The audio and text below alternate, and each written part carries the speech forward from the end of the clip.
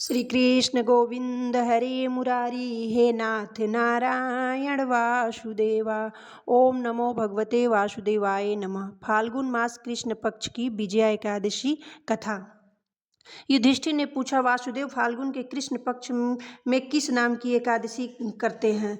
कृपया करके बताइए। भगवान श्री कृष्ण बोले, युधिष्ठिर, एक बार नारद जी ने कमल के आसन पर विराजमान होने वाले ब्रह्मा जी से पूछा कि सुरश्रेष्ठ फाल्गुन के कृष्ण पक्ष में विजया नाम की एकादशी होती है, कृपया उसका पुण्य वर्णन कीजिए। ब्रह्मा जी ने कहा, नारद सुनो, मैं एक उत्तम कथा सुनाता हूँ जो पापों का अपहरण करने वाली यह बहुत प्राचीन, पवित्र और पाप नाशक है। यह विजया नाम की एकादशी राजाओं को विजय प्रदान करती है, इसमें तनिक भी संदेह नहीं है। पूर्व काल की बात है, भगवान श्री रामचंद्र जी 14 वर्षों के लिए वन में गए और वहाँ पंचवटी में सीता तथा लक्ष्मण साथ रहने लगे।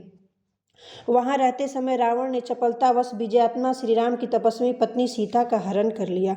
उस दुख से श्री राम व्याकुल हो उठे। उस समय सीता जी की खोज करते हुए वन में घूमने लगे। कुछ देर जाने पर उन्हें जटायु मिले, जिनकी आयु समाप्त हो चुकी थी। इसके बाद उन्होंने वन के भीतर कब्ध नामक राक्षस का वध किया। फिर सुग्रीव के साथ उनकी मित्रता हुई। तत्पश्चात श्री राम के लिए वानरों की सेना एकत्रित हुई। हनुमान जी ने लंका के उद्यान में जाकर सीता जी का दर्शन किया और उन्हें श्री राम की चिन्ह स्वरूप मुद्रिका प्रदान की। यह उन्होंने महान पुरुषार्थ का काम किया था।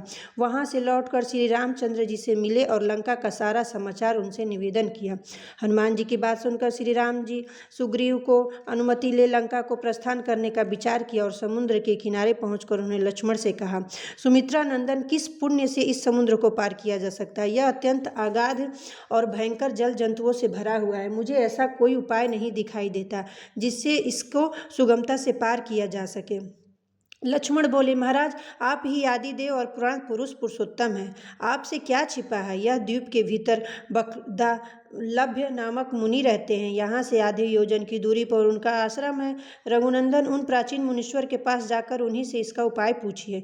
लक्ष्मण की यह बात सुनकर सुंदर अति श्री रामचंद्र जी महामुनि बकदलाभ्य से मिलने के लिए गए। वहां पहुंचकर उन्होंने मस्तक झुकाकर मुनि को प्रणाम किया। मुनि उनको देखते ही पहचान गए कि पुराण पुरुषोत्तम श्री राम है, जो किसी कारणवश मानव शरीर में अवतीर्ण हुए हैं।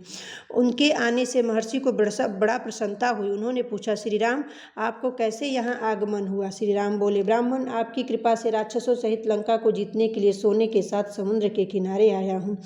मुने, आप जिस प्रकार समुद्र पार किया जा सके वह उपाय बताइए, मुझ पर कृपा कीजिए। बकदालभ्य ने कहा, श्री राम, फाल्गुन के कृष्ण पक्ष में जो विजया नाम की एकादशी होती है उसका व्रत करने से आपको विजय होगी। निश्चय ही आप अपनी वानर सेना के साथ समुद्र को पार कर लेंगे। राजन, अब इस प्रकार व्रत फलदायक विधि सुनिए।